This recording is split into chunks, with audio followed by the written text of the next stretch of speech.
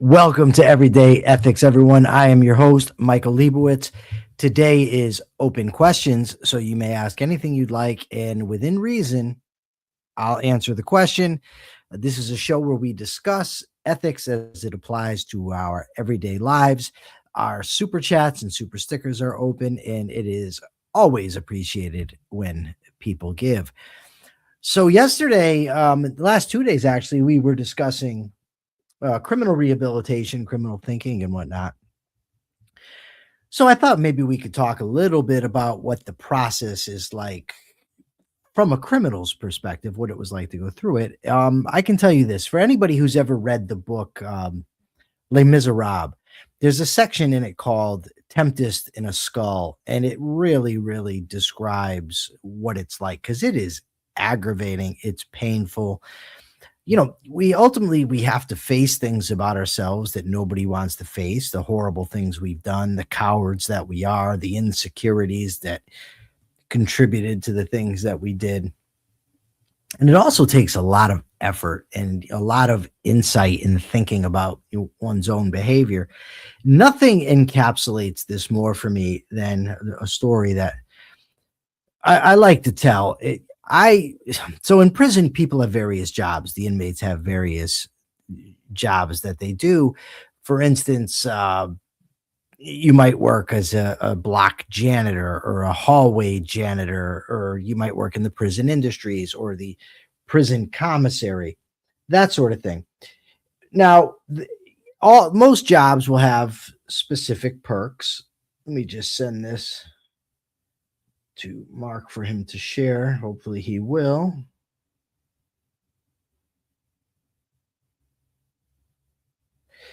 So, the jobs have their various perks that you have. Now, third shift workers, they used to get sandwiches, bologna and cheese, maybe just grilled cheese sandwiches. And so one guy, he was bringing back an abundance of sandwiches, and I made a contract with him where I would pay him for these sandwiches. It helped me because now I had something to eat outside of going to the chow hall for whatever the slop they might be serving on a given day or whatever. So I was buying these sandwiches. And one day I'm doing laps around the block, and Brent McCall, he who was on the cup, was sitting down looking very, very pensive. So I stopped and I said, "Hey, man, what's going on? How you doing? What's happening?" And he said, he said, "Something's on my mind and something's bothering me." And I said, "Well, what's that, Brent?" And he said, "The doctors, Samenow and Yokelson, they say that you can't allow a criminal in change one lie." I said, "Yeah, that's right." And he says, that refers to theft, anything. You can't allow one moral failing. You have to constantly check them, and the criminals themselves have to constantly check themselves. And I said, "Yeah." And so Brent said, "Well, I have an abundance of pens in the cell that I'm not supposed to have, that they don't sell on commissary, that obviously somebody had to steal to get. And yet I have them and I use them. Am I not implicit in a theft?" And I said, "Well, Brent, I guess you are." And then Brent said, "And you're buying these sandwiches every day, but the only way that he can get these sandwiches is if he steals them, but you're buying them." And I said, "Yeah, that's true." And so I thought about it, and I stopped buying the sandwiches. And oftentimes, prison can be a constant like this. Like, for instance, you might get cleaning supplies from the block janitors, but the block janitors are stealing them. So Brent and I said, "No, we don't want these any longer. We're not going to be accepting this. We'll, use our own cleaning stuff that we, shampoo or whatever that we're buying on the commissary." But there's all kinds of stuff like this, like having somebody print something up for you on the computer. The only way they can do it is by stealing the paper. And, so we had to do this constantly focusing on this. And what ends up happening, so now somebody else might come to you and say, "Hey, can you bring this back for me?" And it's something that they stole, and you say no, and now you're at odds with the inmate. So it creates a very difficult environment, to say the least, given the context of prison and how many things you're not allowed to get. Some of those amenities often relies on stealing, and there's no real other way to put it. Or, then I worked for what's called the CTO. They're called correctional treatment officers. Now, that's a very misleading term. Correctional treatment officers basically are responsible for getting inmates clothes and things of that nature. They're not really providing any treatment. And you can get stuff sent into the prison through the correctional treatment officer, stuff that you're really not supposed to have. So, given my position working for her, people would ask me, "Why don't you get this and that sent in?" And I knew that doing that was indicative of deep problems within me of trying to manipulate, of putting people in bad positions. So I would never ask. But it was just another example of me having to check myself and not do such a thing. So Nicole Hingle asks, what ethical stance do you think people publicly support but privately violate? Wow, that's a good question. I would have to know the specific people that you're talking about, so it makes it difficult to answer because I don't know what you mean. I think it's actually, I would say it goes the opposite way, Nicole. I think that people will publicly support policies and advocate for politicians to do things that those people would never do themselves. For instance, just take stealing, for instance.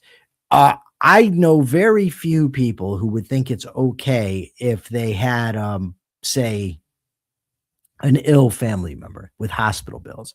I know very few people who would think it was okay to go rob their neighbor in order to give, in order to pay for their healthcare. I know very few people who, if they couldn't afford something for their child, would think it was okay to go to a store and steal in order to give it to their child. Yet, what we do have are people who will vote for politicians and policies that do exactly that, that steal from some people in order to pay for others' health care, education, you name it. So, I think that it's actually quite different. I mean, I would think the opposite is a much bigger problem, Nicole, where people will actually look for the government to do for them things that they would never consider doing for themselves. Um, Here's an excellent question. Why isn't Persephone a moderator yet? What do you mean by moderator race? Like what she does for the Capitalist Corner? Um, I will answer that quite simply is that Persephone has a lot on her plate. She's doing a lot. So I'm not going to ask her to now come do this as well. That would be my answer to that question. Altruism, honesty. I'm looking for some questions. Okay, well, I guess I'll get back to my little story then about the difficulties of changing in prison. So now, you're often, when you're refusing to do things for inmates that they want you to do, you're putting yourself at odds with those inmates. You're also putting yourself at odds with staff many times because staff want you to do things that you're not supposed to be doing. And, there's getting made fun of, there's getting called ridiculous, all of these kinds of things. And also, when you're going to the programs, for instance, many of the programs in prison are teaching about altruism, how everybody is really good inside. And, some of them even teach about how Western culture is oppressive and capitalism is oppressive, that sort of thing. So when you're going in there and you actually take a moral stance, you're often putting yourself at odds with the programming.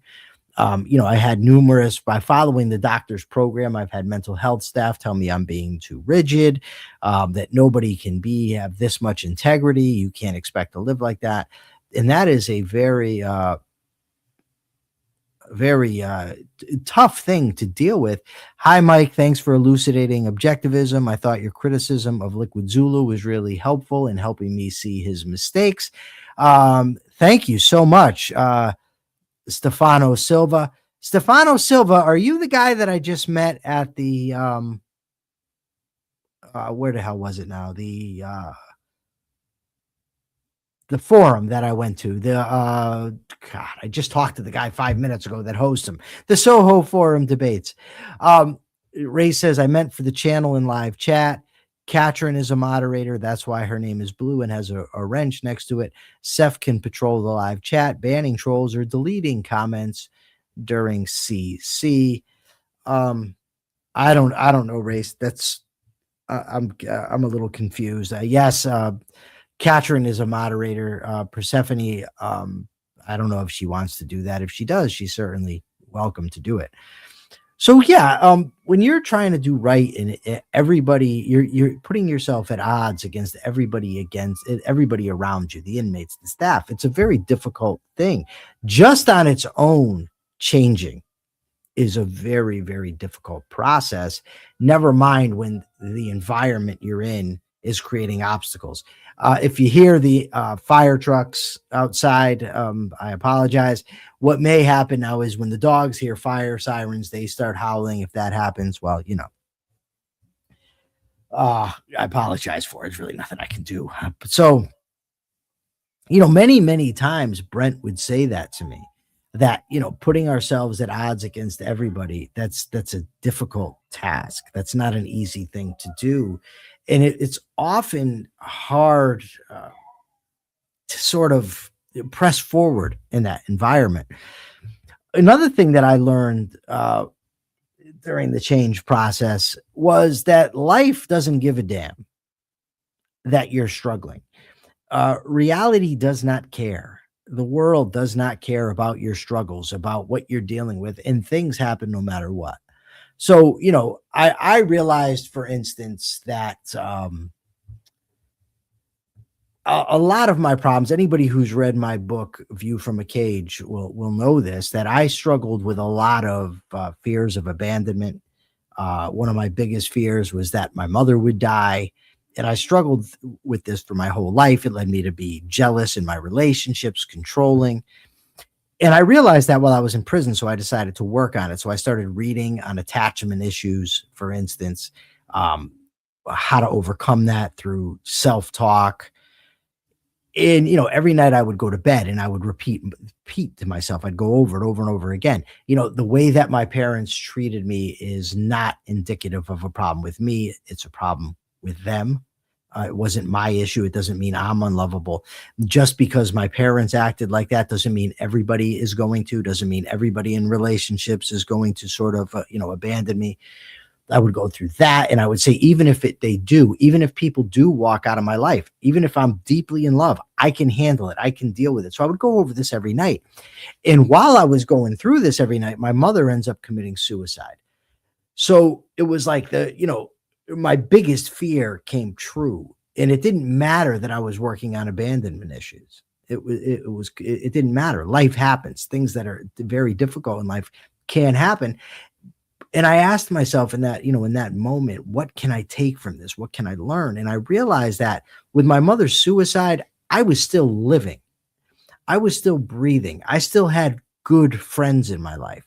I still had a bright future. Yes, it hurt. Yes, it sucked, but the world did not collapse. It did not fall apart because my mother died or my mother committed suicide, which in many ways is the ultimate form of abandonment, right? She knew what it would do to me and did it anyway. And so I took that lesson and I realized it, and I will always apply that. You know, uh, my girlfriend Melissa, when she died, that was heartbreaking to me. It in many ways was harder than when my mother died, but I still am here and I still have a life to live. I didn't fall apart. I didn't collapse. I can take it. I can deal with it. And I realize how strong I am, how resilient. And I think that most people are more resilient than what they think they are.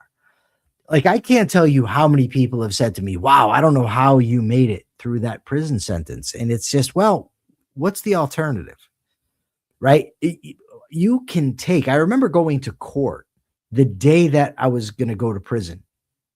And I remember saying to my mother, I can't take this. And my mother told me, Mike, you could take anything. And I can't tell you how so right she was, because I could take it. I could deal with it. And you kind of have to, what is your alternative? To give up? I don't want to give up. I actually like life. Even when it's tough, I still like being alive. And, I watched this movie last night I had never seen before, the movie Castaway with Tom Hanks. And he said something that I could relate to so much when they asked him about surviving through his ordeal being stuck on an island, basically for all intents and purposes, abandoned from the rest of the world, cut off. And he said, every day you just get up and you breathe and you just keep going. And to me, that's what life is. You keep going. No matter what, you keep going. And there's so much good out there. There's so much to enjoy, so much to love, good friends, good people, enjoyable activities, this show that make it all worth living for me. So that's kind of, how I look at change from a criminal perspective and even from a broader perspective of just life and, what life entails. And I'm hoping that there may be some questions coming from the audience. I would really love to engage and talk. I also wouldn't mind, by the way, super chats and super stickers. I'm just saying. So if anybody wants to donate to the cause, be very, very, very grateful. Danny, you probably didn't watch the Capitalist Corner today. So let me tell you what happened this morning. I lost my car key, and this morning the locksmith was here. And as I was walking outside to pay him, I looked down at the ground and found the car key. So I paid the guy. And meanwhile, I have the car key, but it's good because now I have an extra. So if this happens again, I can just go find the extra. On X today, to change the subject a little bit, somebody asked me in objectivism, the moral philosophy, the overall philosophy I adhere to, but specifically the moral philosophy, would you steal a penny to save the world? And where's objectivist take on that?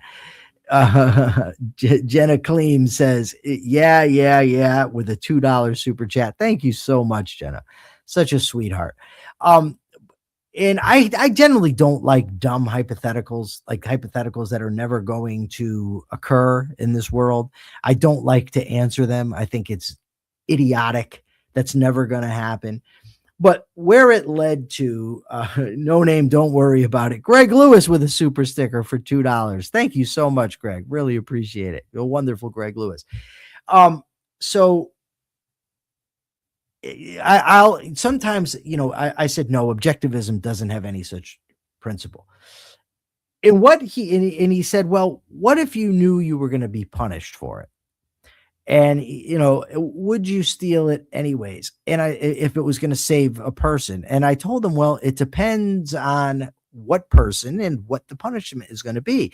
And that seemed so foreign to the guy. He then says, so ethics changes? And no, ethics doesn't change, but context certainly does. And how you apply your general ethical principles is going to vary based on context.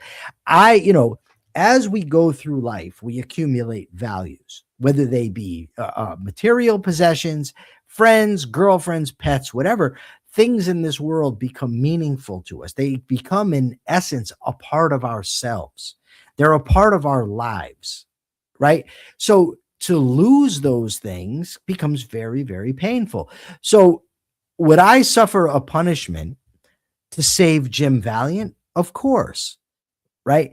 Am I going to agree to be castrated to save a stranger or to save somebody that I do not, that I actually dislike? Hell no. That doesn't make ethics subjective. What it does is makes it contextual. Everybody's context is different. The same ethical principles apply, but the way that they apply can change based on context. We've got some comments here that I want to read through. Nicole Hingle says, Michael, the fact that you didn't succumb to a victim mentality is truly remarkable. Nicole, for much of my life, I'm ashamed to say I did succumb to that victim mentality. I thought, poor me. I've actually told people, with what I've been through in life, whatever I do is perfectly justified. People don't understand. They never will. What I've been through, blah, blah, blah, blah, blah. Actually, two things that happened very long ago, three things. I'll tell you three things that really stick with me. One was a friend of my mother who was a gang member. And he told me, Michael, whenever you go to these, it's because you're defeated here. Somebody's beating you mentally. And I didn't understand that at the time. I do now.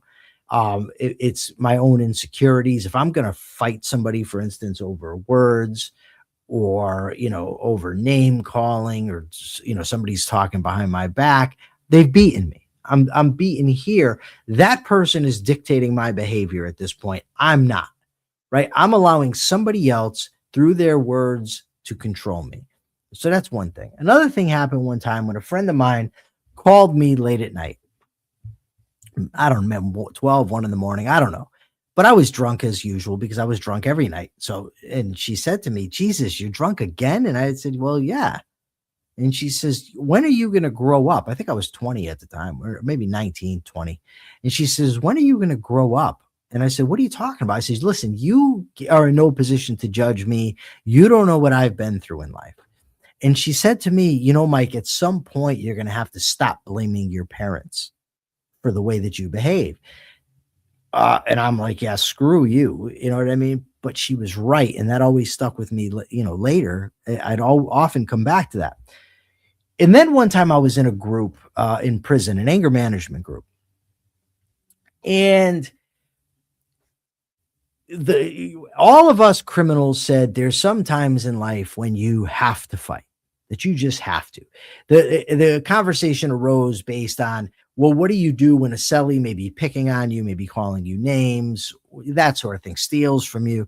And all of us said, no, you can't, you have to fight in those circumstances. You have to do something. You cannot let that go.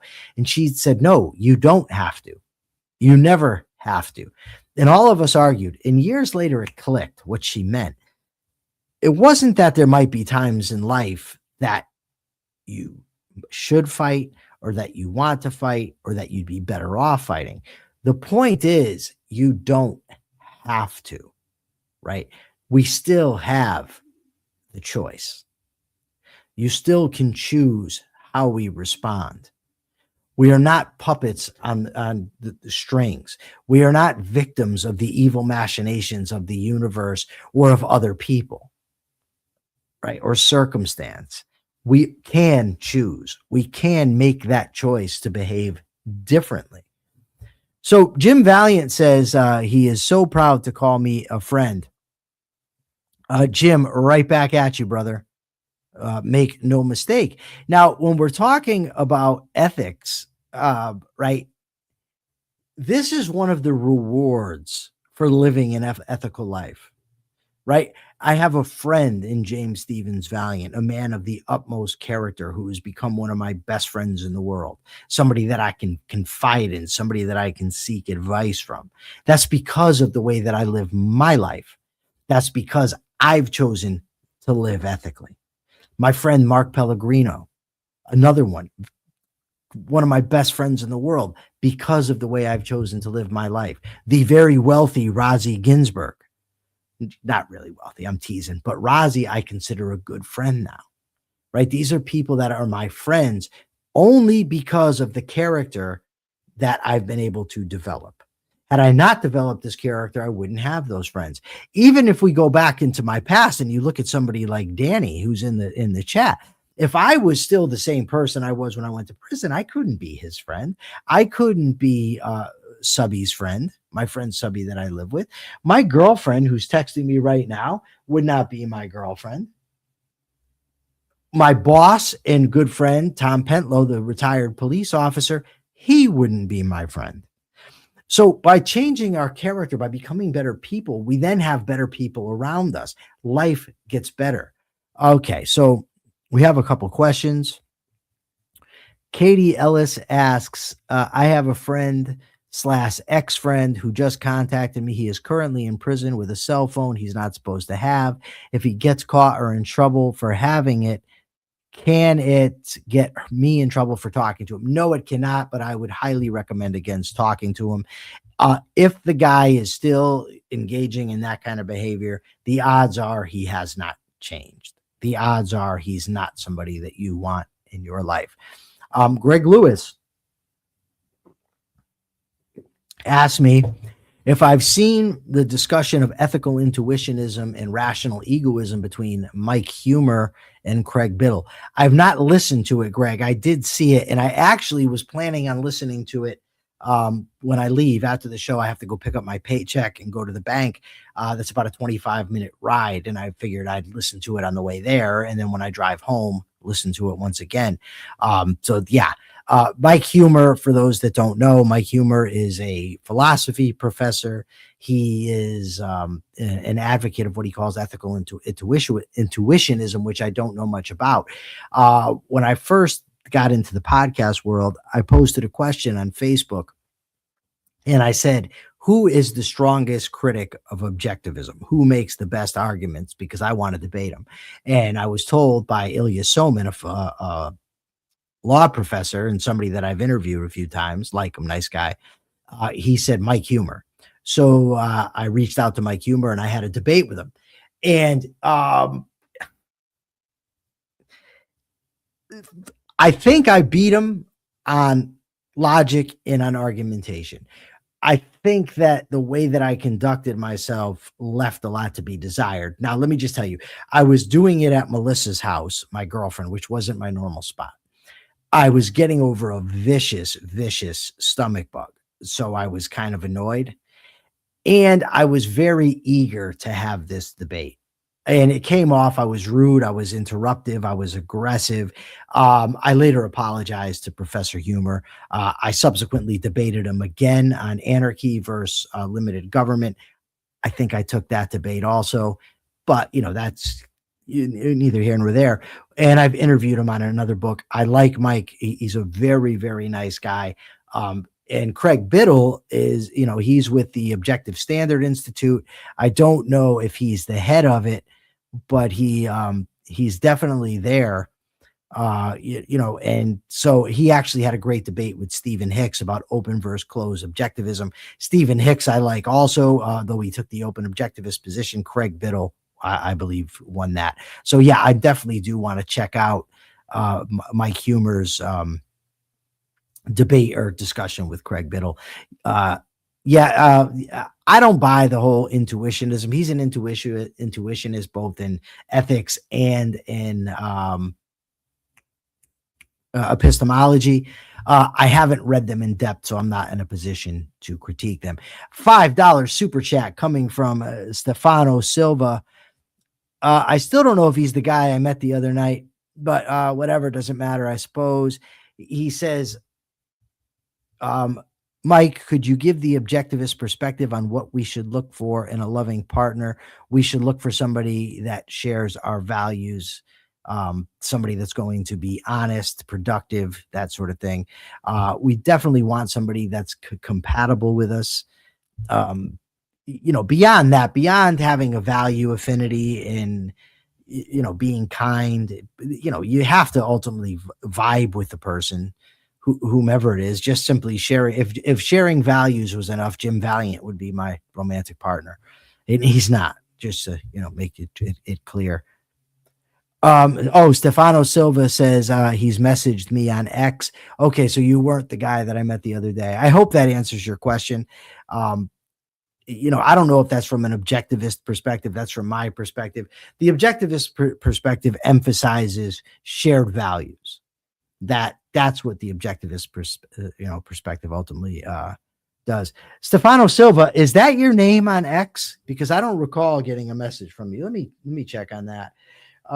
We're coming in on the weekend, folks, right now. I hope everybody has a wonderful, wonderful, wonderful weekend. I really do. I hope everybody has an ethical weekend. Race Jacobson says he doesn't know if I'm going to beat the allegations of being James's mistress anytime soon. I could do a lot worse. If I'm going to be a mistress, let it be for James Valiant. That's all I have to say. Jim Valiant is a prince among men. Persephone says Pellegrino's Mark's companion and James' mistress. Yes, we have a $10 super sticker coming from Katrin Kohler. Thank you so much, Katrin. You are an absolute doll. Is it true that James has a photographic memory? I don't know about photographic, but I will tell you this. Jim Valiant can give you the entire lineage of the British monarchy from memory. That much I'll tell you. Persephone, the audience is pushing you to be a moderator on this show. Just saying. All right, guys. Everybody, thank you so much. Thanks for the super chats, the super stickers. Thank you for being a part of this audience. I will see you on Monday. This weekend, do your best to be ethical. Thank you all so very much.